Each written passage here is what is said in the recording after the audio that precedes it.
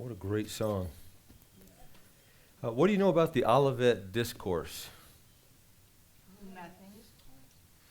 Jesus said it. That's good. Kid, what were you going to say?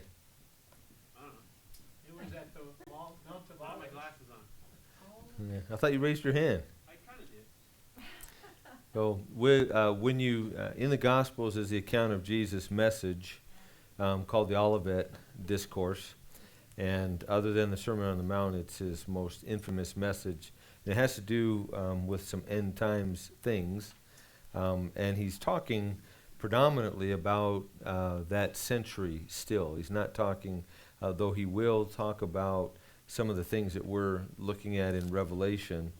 Much of the Olivet discourse has to do with his life, the destruction of Jerusalem and things like that. And next time you have a little bit of time, read the Olivet Discourse and think of that as you think about where we are in Revelation. Antoinette. The only thing that I know is that when Jesus cursed the olive trees, he was talking about the Sadducees and the Pharisees. Yeah. Yeah, the fig tree, yeah, and a lot of symbolism there. Not the olive tree. Yeah, it's still man. figs, olives, they're nasty My fruits. brain is- Avocados, Yeah, avocado. put them all the same. You're going to have plenty of avocado. Wait a minute.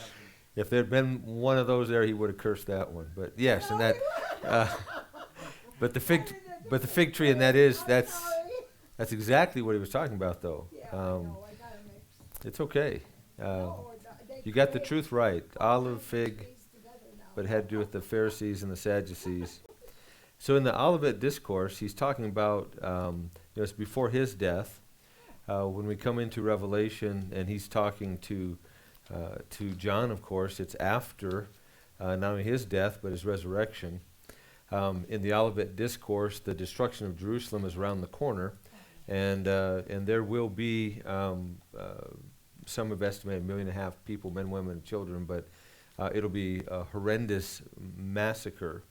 What also is little known is that there were some Christians who were listening to the Olivet Discourse, and they understood that Jesus was talking about their time.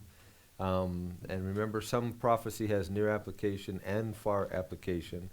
It must be completely fulfilled at some point. But the Olivet Discourse, I think, I'm more comfortable with this than I have been.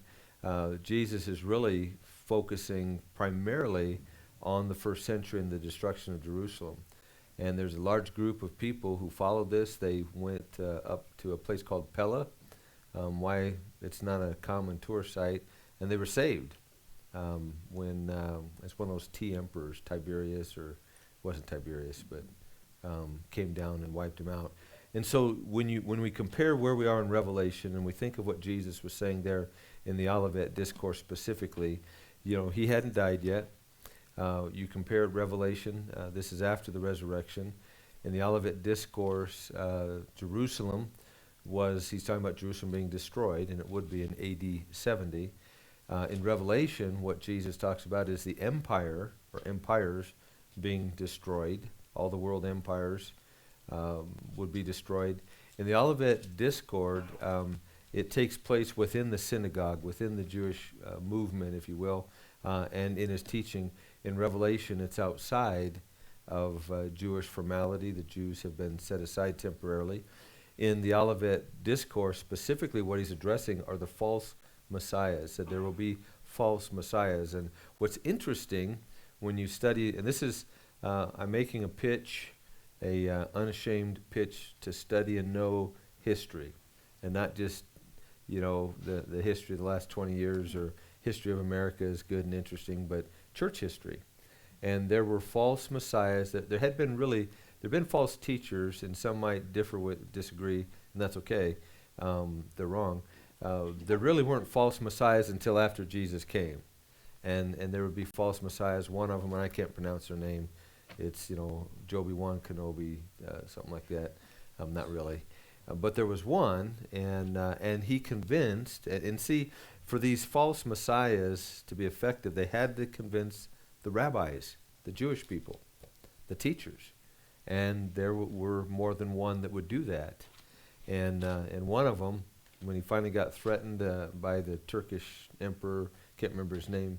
Remember, the Muslims were coming, and there were several false messiahs over the centuries. He converted to Islam, Oh, and they made him a keeper of a gate. He had some title, and it came down to that. And he was supposed to be the Messiah, and he had duped the rabbis. And so in the Olivet Discourse, Jesus is warning about the false messiahs. In Revelation, he's specifically warning about what? And somebody called it, and I like it, the unholy trinity. The unholy trinity.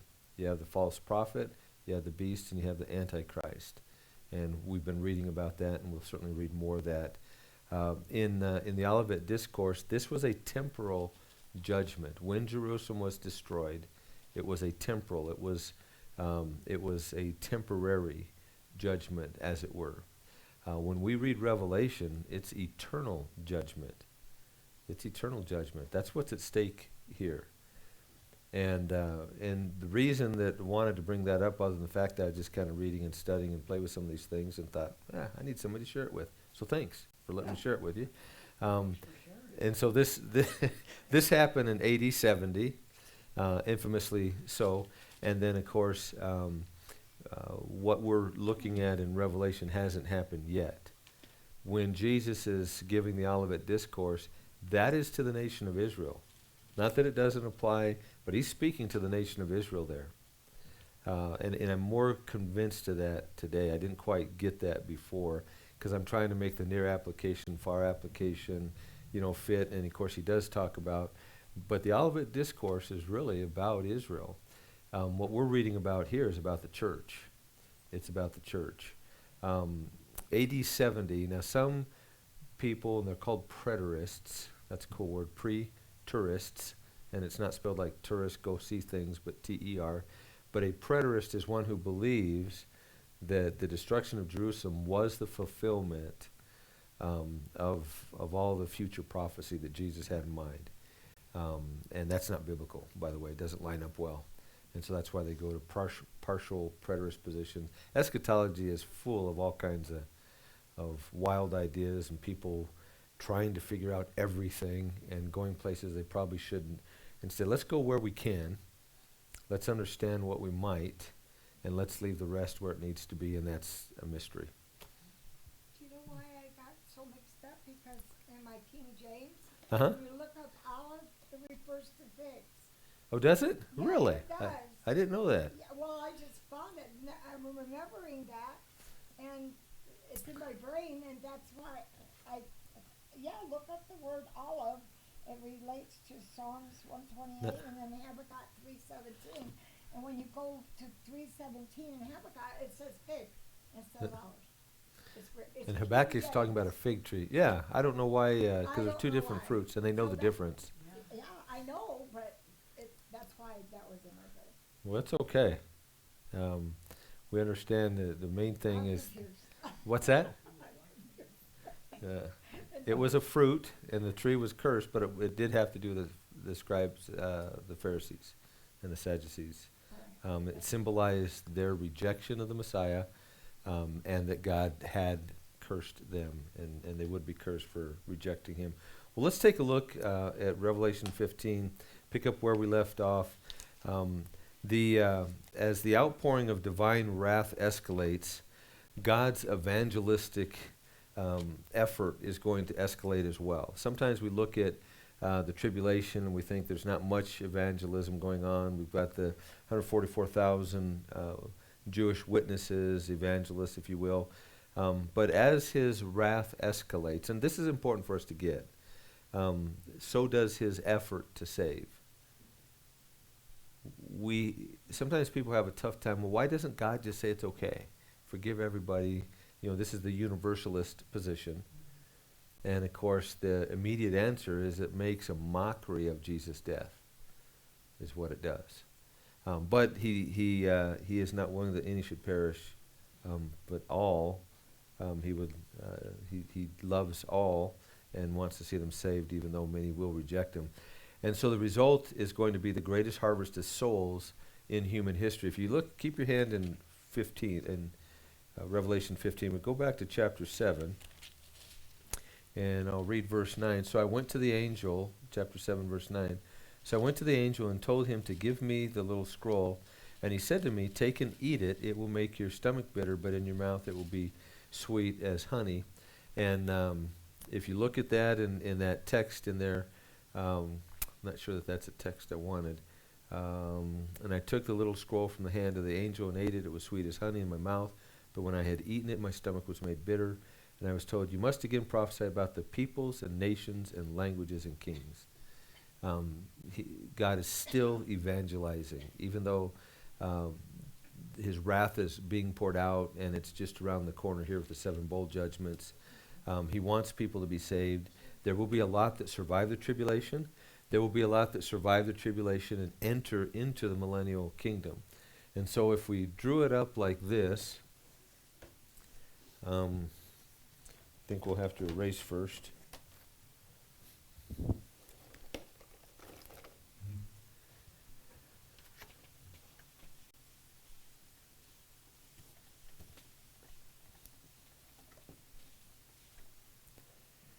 So a way to kind of put things into perspective, okay, here we are today, and then at some point, one way or the other, that's rest in peace, the tribulation begins. It's 7 years, okay, and I'm going in the beginning of it. You may be going in a different part, and that's okay. At the end of the tribulation is the beginning of the millennium, and this is the millennial reign of Christ, okay? Now what happens here is Christ meets us in the air, according to Paul in Timothy, all right? And at the end of the tribulation, so a lot of people will be dead, huge numbers.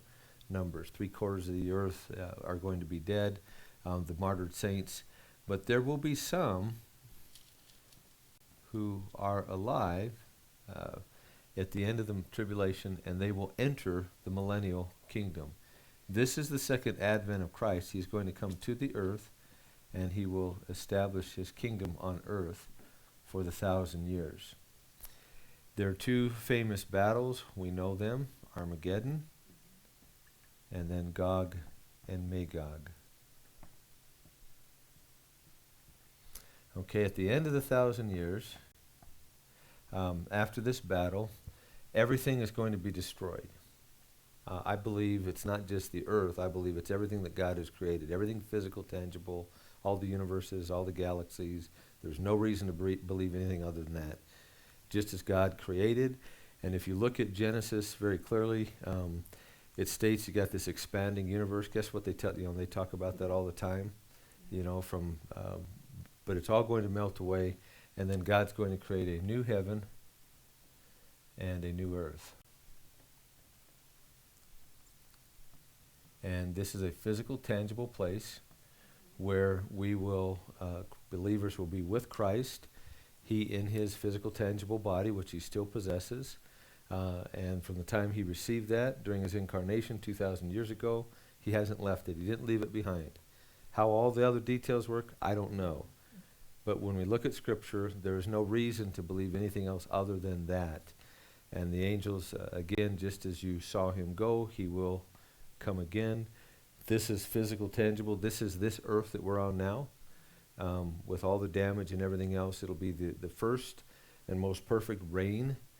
People will still reject Christ. People will still receive Christ, accept him. And one of the biggest difference here, of course, is what? Besides everything else we said. Yeah, no devil. Hey, son, I need red. There's no red in here. No. I bought one that had red in it. This is pink, and I see orange. Yeah, Okay. it's okay. You need red for the devil. But so Satan and the demons are incarcerated. Okay, that's their jail. All right. We go. So they are incarcerated for these 1,000 years. Much better, thank you. 7 years he's in control. Well, he's, he is in control and he's powerful. And it's important for us. It's important for me anyway. Any way we talk about Satan, he is in no more control than God has given him, ever. But there he is influencing in a horrendous way ever since his fall, and I believe that was probably pre-creation before God created man. Satan had done that. Doesn't have to be. That's not a hill to die on. But when he let's see, can't remember how I draw a. That's an upside down angel. This is his head. That's a fallen angel. Oh, In my Bible, I do little upside down angels. That's a fallen angel or Satan. So anyway, that looks like a butterfly, but it's really fallen angel. So Satan and the demons are influencing. And of course, we know the story of Adam and Eve in the garden. Okay, influencing today will certainly be influencing here and giving really control of the earth. God will give him. He's the prince of the power of the air now, and God is going to grant to him really control of the earth for a period of time. Then God's going to pour out his wrath, and that's what we're coming to, and that's what we're talking about right now. We're talking about the epitome of the wrath of God being poured out on Satan, on the fallen world, on those who have rejected Christ. At the end of this, then this is where he gets to go to prison. So there's no direct influence here. There will not be a repeat of the Garden of Eden. There will be no Satan, no serpent to directly involve himself with any human being. Yet, people will still reject Christ and or accept him, and they will be judged accordingly. Yeah, and at the end here, as I understand it, we call it hell. Hell was created for Satan and the demons, the fallen angels, and those who reject Christ will join him there. And again, this is creative, okay? As one friend of mine says, okay, here's the Bible, here he is. All right, what I'm saying isn't in the Bible. But I believe that if Satan was created, if he fell before the creation of the world, and we certainly know that he all the angels were created before the world was created. If he fell beforehand, okay, and so Adam and Eve are created, everything's great. God gives him one thing, one rule, and of course Satan. What does Satan do? Did God really say that? Did he really mean that? Same thing that people say today, false teacher. Same thing does it really mean that? And so you know the rest of the story. In one manner, when Satan fell, whether God created hell or not, but his destiny was sealed here. Even though all of this time, 6,000 years plus, has all transpired. And so this place for Satan and those third of the angels that followed him has been sealed, created, so to speak. During this time, you're going to have those who reject Christ will join Satan in hell in forever punishment, torment. And so my point was, in the way I think about it, God created hell for Satan and the fallen angels. And then man decided to sin. Whether God ordained it, whether he allowed it, that's not something to divide over. It happened, and so then you have this eternal punishment, Christless eternity, for everybody that rejects. But right now we're talking about the wrath of God, and all of that started with the point that there will be people going through the tribulation, saints, become saints in the tribulation, because I don't believe there's any saints that start the tribulation, all the saints. And understand there are people, and some smart people even among them, not as smart as us, but there are some people that would disagree with that, and they haven't been enlightened yet. But the church is raptured. So at this point for a moment, there is absolutely no Christians. Now, if you followed Jenkins, Tim LaHaye and Jenkins in the Left Behind series, a lot of people are getting saved and they have an underground movement and everything. But people are going to be saved. And I don't think it'll be necessarily a small number either. It doesn't seem to be. And so as God, now we're in the middle of the tribulation, and God is about to pour out the 7 bold judgments, his wrath, and he's still wanting people to be saved. People will be saved. Some of them will be martyred. Go back to chapter 4 or 5, I think. They're under, how long, Lord? How long? These are the martyred saints saying, okay, Lord, how long are you going to allow this to keep on going before you vindicate us? So you got the saints. Many saints as well as unbelievers will be killed during the tribulation. And then there will be those who will enter into the millennial reign when Christ comes to the earth now. This isn't to the earth. We call this a second coming, this a second coming, but this is not a second advent. This is a second advent to the earth. His first advent, the birth of Christ. And so then we have the reign of the millennial reign. So in chapters 15 and 16, there is a specific phenomena, if you will, of the final outpouring of God's wrath before he returns. So as we look at this event that's coming here, somewhere in this latter half of the tribulation, this is the final outpouring of his wrath. Is it a month before the end? Is it 6 months before the end? You know, there's a little bit of time given to us. We don't know for sure, and it doesn't matter, on the other hand, other than that this is the final outpouring now of God's wrath before the second advent of Christ. And the wrath is seen in the seventh trumpet. If you go back to Revelation 11, Revelation 11:14, the second woe has passed. Behold, the third woe is soon to come. Verse 15, then the seventh angel blew his trumpet, and there were loud voices. And so you have to go all the way back to chapter 11 to see the end. You've had the seals, you've had the trumpets. 7 leads to 7, leads to 7. And in the meantime, chapter 12, 13, 14, and 15, we've been doing a lot of other things. And so a lot of times people don't realize that this is, the trumpet has been sounded, so to speak. The 7 bold judgments are right around the corner. But everything we have from 12, 13, we talked about that parentheses, that 12 is about Satan and the demons, woman and the dragon. You have this kind of a respite, this parentheses.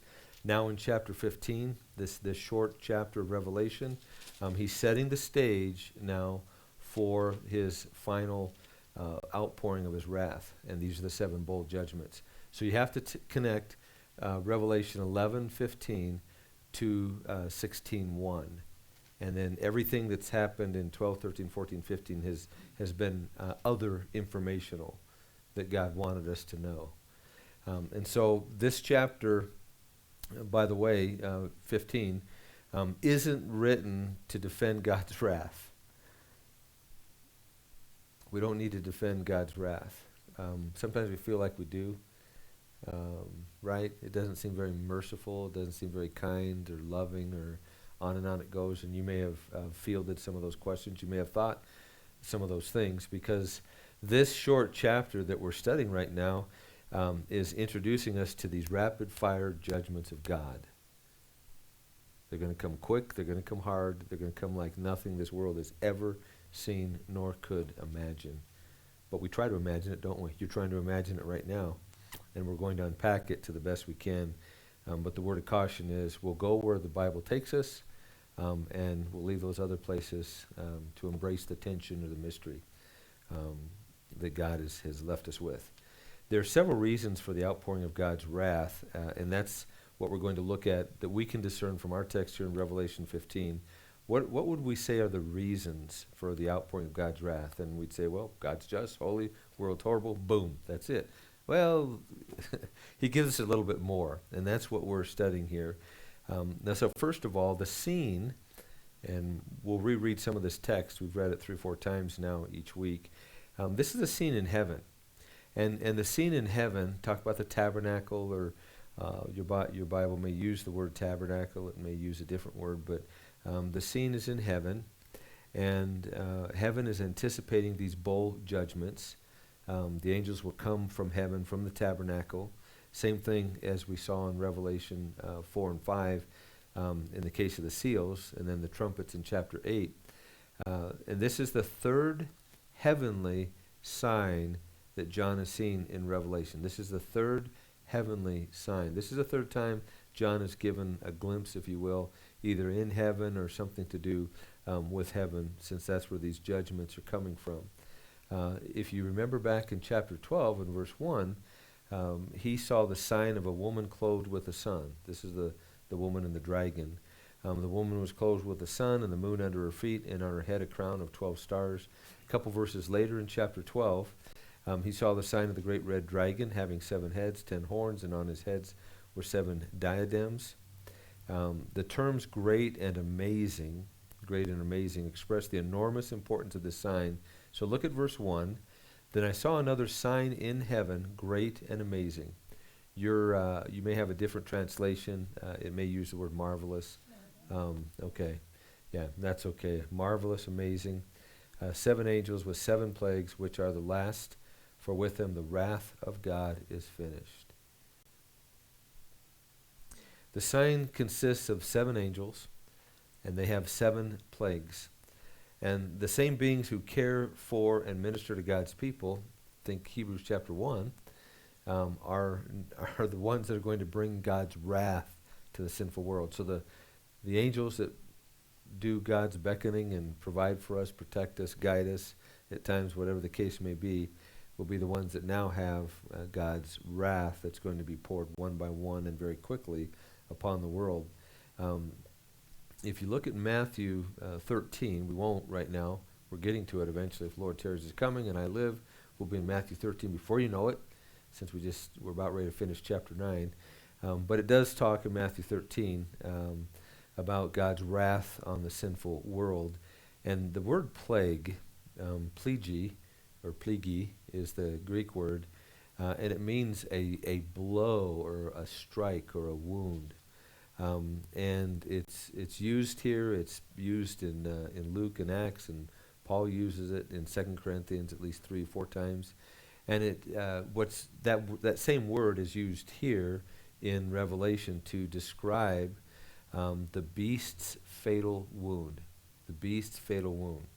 And so the 7 plagues aren't really diseases. They're not epidemics. But to understand what we're being told here, these are deadly blows that are going to strike the world with killing impact. You know, we think of plagues, of frogs or rice or lice. Not rice, mice or lice, or rice too, I guess, could plague you. So we think of plagues as those kind of things. Disease or COVID, might be considered a plague. It's not what's being said here. Okay, whatever the instrumentality that God uses, these are things that are going to strike with a deadly force. And it's important that we understand the language that John is using here. And so these 7 plagues are the worst. They're the last, but they're the worst plagues, if you will, because in them God's wrath is finished. And it's important for us to see that they're called the last, and that means you got the trumpet judgments, you have the seal judgments. They were plagues, and all of those express the wrath of God. Everything we've seen in Revelation is about the wrath of God being poured out on sinful, rejecting world. And so they've had several, none like this. God's wrath extends throughout the tribulation, and it's not just confined to the very end, and it's not just some brief time, but it seems to be over a protracted period of time. Most would agree of at least 3 years, 3 to 3.5 years. So when you think about these things that we read kind of briefly, kind of quickly in Revelation, this has been taking place over the course of about 3 years. And so these bowl judgments are probably pretty close to the end. They are God's last judgment. We don't know exactly when they're happening, but I believe that God has moved kind of slowly with intentionality early on and then ramping it up. And you remember early on, they even identified.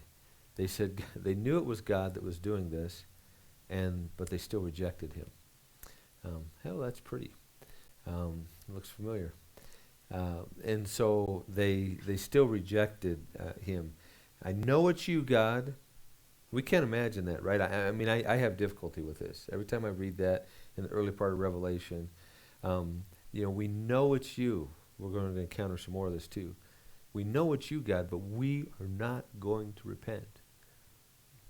Did anybody have a stubborn child that just said, I know it's wrong, Mom, Dad, I'm digging in my heels, right? I know I'm going to get a swat. And they just, okay, well, most of us did, I guess. I didn't know it was that common, but you know what it is, where it's like, son, and I don't care, well, that's what these unbelievers do. They know it's God, and they know that God has called them to repent, and they refuse to do it. And it is hard for me to get my mind. If you know it's God, and you know it's His judgment, and He's made the way out of it, why wouldn't you do it? And I think that speaks to the limits of human will too, and maybe the prevalency or the necessity of God's will, if you will. The outpouring of God's final judgment was anticipated early in Revelation, and let me find a good place to try to bail in 5 minutes. Oh, perfect. Yeah, this would be perfect. So, first of all, the great day of God the Father, if you go back to chapter 6, and I had planned on us reading it, but we won't. But in chapter 6, verse 17, we see the culmination of the great day of God the Father and Jesus Christ's wrath. If you look at chapter 11, and you might want to turn to chapter 11, but in chapter 11, verse 14, first of all, it's the third woe. Woe, woe, woe. Verse 14 is the third woe. And so here is outpouring of God's final judgment, or His judgmental fury, His wrath. We see it there predicted in 11:14. We see in verse 18 of chapter 11, it talks about a time of destruction. If you turn over to chapter 14 now, to Revelation 14, you see in verse 10 that phrase, the unmixed wine of God's wrath. Seems like forever ago when we talked about that. It was over a year. But the unmixed wine of God's wrath. Go down a few verses, in verses 14, 15, and 16, and notice what it says. It's the final reaping of the earth. The final reaping of the earth. And actually, I guess we studied that after post-pandemic, we'll call it. And then in verse 17, 18, 19, and 20 of chapter 14 is the trampling of the grapes of God's wrath. And we talked about these two harvests, if you will.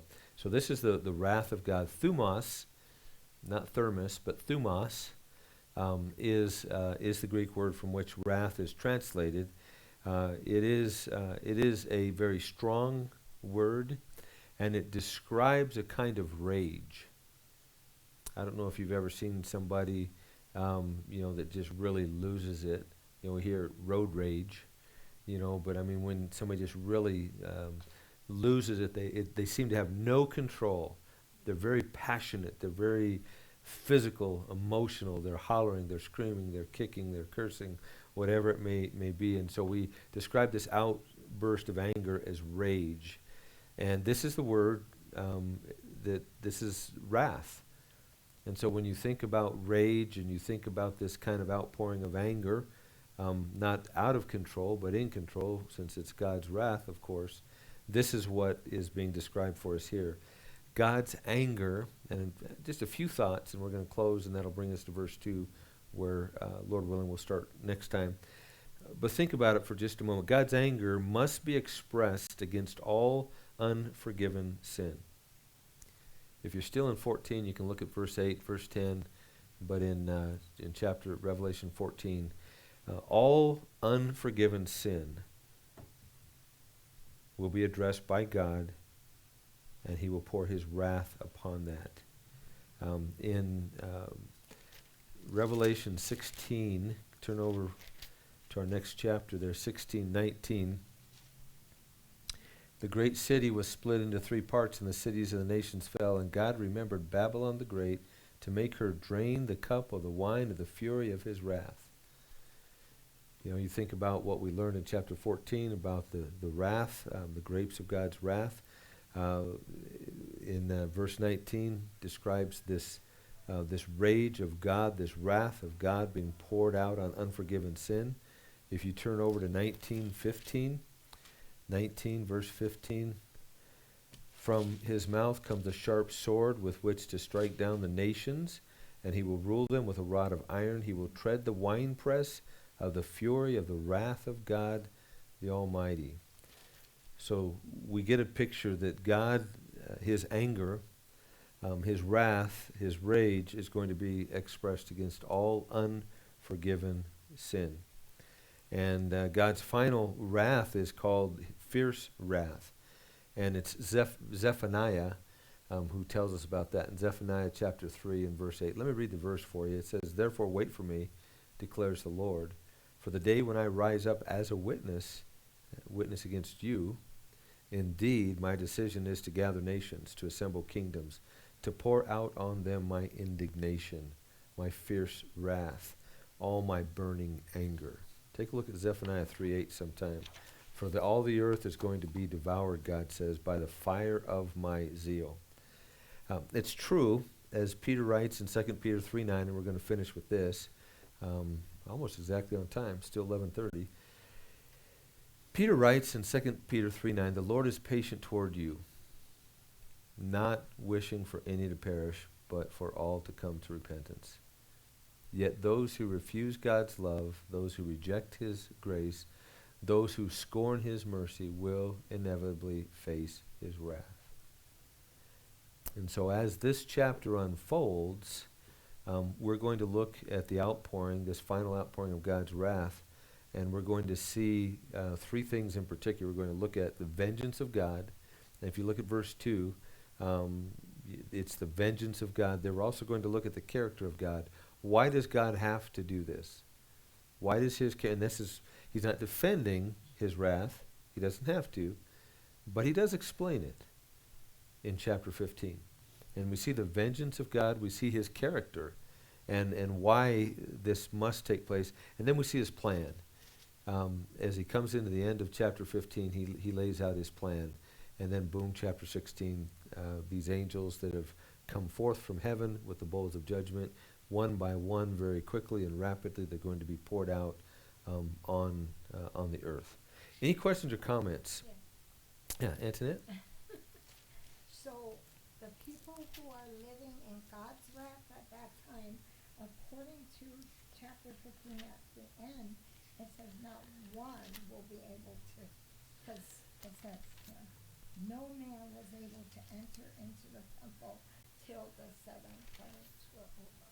So is there a closing? All those people who are under that great wrath, because they did not fear God, who is a holy God, his wrath is poured totally on them, and they cannot escape that. Exactly, and that brings to a really good point, and I'm glad since we have this great diagram up here, something that's very important. And again, I think we're very biblical, but again, that's the closest we're going to come. That text that Antoinette referred to at the latter part of 15 gives us this insight that I think is clear, and that is that, and I'm glad you said something. I mentioned there will be believers enter the millennium. What will not enter are unbelievers, because they will all have been the recipients of God's wrath. How could God pour out his final wrath and anybody makes it in the millennium? And I'm so glad you said that. I would have thought of this on my way down to Phoenix and just felt horrible. When the church is raptured, so during the tribulation, and I do believe we've looked at it closely, a pre-trib rapture. When the church is raptured, there are no believers in the tribulation to start. In contrast, what's that, Michelle? Yeah, everybody's been raptured. So at that moment, it may only last for a second. It may be a brief time before people are saying, whoops, I should have listened. But there's no Christians here, okay? When you come into the millennium, there are no unbelievers. Whoever goes through the saints that are still alive will enter into the millennium when Christ comes, And so it's an interesting thought in contrast that just as we saw at the beginning of the tribulation, there will be no Christians. At the beginning of the millennium, there'll be no unbelievers. And then during the course of Christ's reign on earth, there will be those who reject him. Okay? And what that tells us, if this is true, okay, please don't die on the hill and don't, spend some time. I mean, research it, and you're welcome to push back. I welcome your, even though I tease you all the time that you're wrong if you don't agree with me, I do welcome the pushback, because I'm not where I am today, same place I've been at different places in terms of what I understand or believe. And something else that's fascinating about this is that means that those in the millennium that reject Jesus will be the progeny of believers at some point. Do you see that? If this is accurate, and I really think it is, and certainly what we see is there's definitely those that enter it. So that means that these who will come into being during the millennium will have Christian ancestry.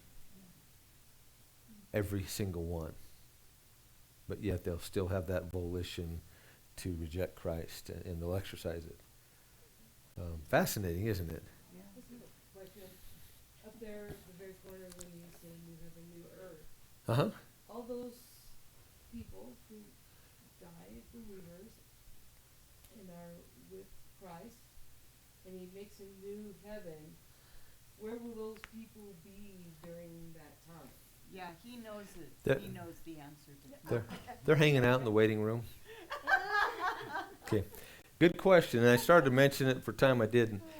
There are those who believe that there will be the saints that will come and reign with Christ. They'll come with him and reign Yeah. here.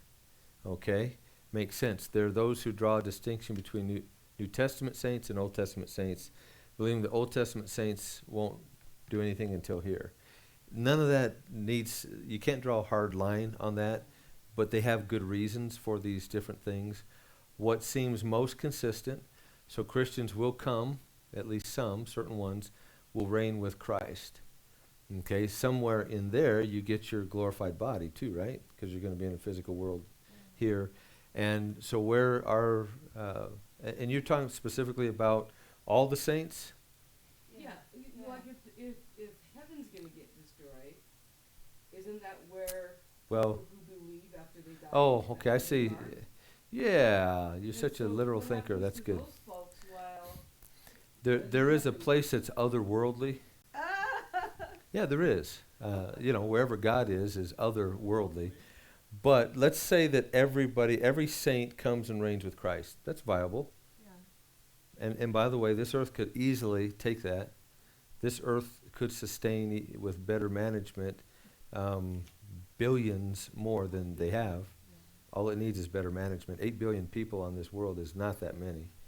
And they've been touting overpopulation since the late 60s and 70s. And when I was a teenager, you could fit every single individual in the entire world in the state of Oregon on 5 square feet. Now, you wouldn't want to do that, but the point is, if you can get every human being in one state, in the whole world, not just the United States, in one state, that shows you really there is an overpopulation. It's a management problem, always has been. And God has given to man the responsibility to manage this earth, and they haven't. And there is plenty, if it were better managed, where it could sustain 8 billion people and many, many more. There may not, anyway, who knows how many Christians there are. But even if all the Christians come and reign, and that's viable, I like that idea, And if not, the answer is they're wherever God wants them to be. They're with the Father, they're with the Son. How does that work? I don't know. Yeah. But and the problem there, Tammy, is we think of, when we say heaven, we're thinking the presence of God. God it does not occupy a physical place. He transcends everything. He travels nowhere to get any place. He's not limited by time. And so by studying the immanence and transcendence of God, it helps us to kind of, good question. And I understand after your follow-up, I know what you're saying. So heaven is not a tangible place today because God is not tangible per se, and you don't have a physical body. The only thing with a physical body is Jesus, and how that works, I don't know. You know, if God wanted to put it aside, he could. There's no reason to believe that. And so, where was I going with that? Anyway, great question. I understand it. Heaven is the presence of God. It's not necessarily a physical place. God is transcendent. He doesn't travel to get anywhere. Does that make sense? Yeah. And that's what helps us to understand. So this isn't a problem then. What the details are, I don't know. So when we say there's a new heaven and an earth, generally when people talk about heaven, they talk about the atmosphere, they talk about the universe. If you're LDS, you have the celestial, the telestial. Celestial is outside of this universe, so to speak. Telestial would be inside, what do you call them, galaxies or whatever, and then terrestrial is earthly. How about the planet Cosmos? There is that. Probably not. No, it's fascinating. Khalib. And the other thought too with creating the new heaven and earth, it's not like we think of, okay, well, we'll have your house built in 3 months kind of thing. I mean, he created everything like that just by speaking. So it's not like there's a displacement for a period of time per se. You know what I mean? In creating it, I would think it could be instantaneous. Yeah. Good point. When I think about heavens, like, you know, in my father's house there are many mansions, and so I think mansions, that's physical. And so, you know, I don't know. I cannot imagine when it says no seas and no sun. Because he is the sun that Yeah, there's no night because it's daylight all the time. And it's, and so in John 14, I go to prepare a place for you. I will come again and will take you to myself, that where I am, you may be also. You know, that's the most important part. You know, where he is, we will be. Before that, in my Father's house are many rooms. Probably a better translation than mansions, but sure messes up the song. I've got a mansion over the hilltop. I still like the song, but messes it up. So when he has mansions for us, is that when we pass on, like from No. now? That's later. for No, the- I think that we best understand it as its future. You're not going to have, and I do believe it refers to the new heavens and the new earth. Okay, so the way we would understand it now, to be absent from the bodies, to be present with the Lord. There is that part of every human being, Hebrew word nephesh, but there's that part that, and by the way, the Hebrews, the Jews, used life and spirit synonymously. They did not make a distinction. Spirit being that eternal God consciousness, as some might call it. They didn't make a distinction. We're actually going to get into that next week. We didn't get to it in Matthew 9, but it talks about sozo, and the word that Jesus uses here anyway. There is that part that human beings have that allows us to reason, to think, to understand, to have a relationship with God. Okay, so, and the reason for a resurrection, the reason for whether your body's ashes, whether it's shark bait, whether we buried it, those are not impossible things to God. We get a glorified body at some point. Right now, the saints don't have a glorified body. Nobody in all heaven has a glorified body. Our loved ones, our friends have gone beyond. It's not a body, not a physical, tangible body. It's still them. It also tells us that we ought to maybe not worry so much about our bodies. It's not really you anyway, right? Yeah, within this decrepit body that's full of problems, there's the real me, my soul or spirit. And that's where it gets into a little bit, whether you use soul or spirit, you understand that we have to define our term. We're talking about that part of us that has the relationship with God, that can know God. Okay, so right now there are no bodies. At some point, it may be about Revelation 4 or 5 that you get your body. It seems to be before you come and here, you'll have a glorified body. That also tells us that the Bema Seat judgment takes place before this. Okay, that's the judgment for Christians. The great white throne judgment takes place here. And so right now, no saint has a body. They're spirits in the presence of God. And that's our best answer. That's the right. And it happens to be biblical too, accurate. You're right. So during the tribulation, when there's no believers, that if they become a believer during the tribulation time, and they die or they're martyred, they go to heaven and wait. Yeah, it'd be the same thing. There's no reason to believe anything different than today. So they have a body. They've become a believer now. They die. They're martyred. And then to be absent from the body, that soul or that spirit is now present with God. And then they wait with the saints. And like I said, there are some, and it fascinates me a little bit. I don't. They make a distinction between Old and New Testament saints. Not that they all don't end up the same way, same place. But just the fact that it was pre-Christ, post-Christ, it's interesting. And there's some really sharp, smart people that embrace this idea. But every believer, including these here, so they all have their spirit, soul. There's no tangible body. At some point they get the glorified body. It has to be before here if they're going to come and reign with Christ. If they don't reign with Christ, it doesn't have to happen until there's a new heaven and a new earth. But either at point A or point B, or both, as this one school thinks of. They say the Old Testament saints don't get their body until here. The New Testament saints get their bodies here. The point is, you will get a body. It'll be a glorified physical body. It'll probably look just like mine. John saying that when they're singing the Song of Moses up there. Yeah, and we're going to talk about that. Okay. It's coming up right here in Revelation 15, yeah. Well, you have the Song of Moses in the Old Testament, but John refers to it here. Said it right there. And we're going to talk about what that is. Father, thanks for your blessings. And Lord, help us to understand what we need to understand. Help us to pursue those mysteries and those things that are difficult to understand. And help us to hold in tension, with a healthy tension, those things that you don't care. You don't necessarily want us or need us to understand right now. May it not give us cause to be lazy. May it likewise not give us cause to be anxious or worried. But in everything, Father, pray that we would live lives of peace with others as much as possible, and that we would, as much as possible, share the gospel everywhere we go, looking for those places where you have prepared an Ethiopian eunuch for each of us. People who are already searching, already studying, already at the point of the ruler, the centurion, whatever it is, beginning to exercise their faith in you as they search for the truth. Help us to be part of that, to recognize it, to be used as you please, to help them see the truth. In Jesus' name, amen.